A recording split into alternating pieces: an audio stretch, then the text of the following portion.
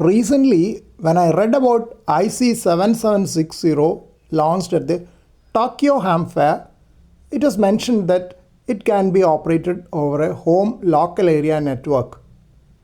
Little did I know that the radio sitting on my tabletop also had such an option. Glancing through the operator manual of FT-710, I was quite surprised to know that it has an option for remote operation through a LAN cable or even over the internet. For that, I need a LAN unit known as SU-LAN 10, which I had not purchased.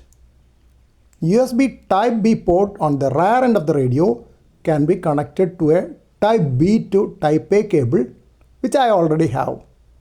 The Type A plug can be connected to the optional SU-LAN 10 device, which also needs a separate DC input.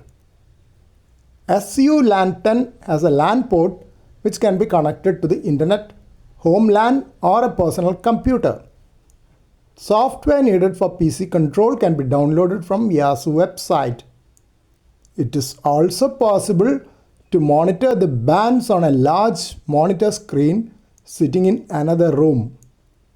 Various filter settings and interference removal can be accessed from the personal computer in addition to RF and AF scopes.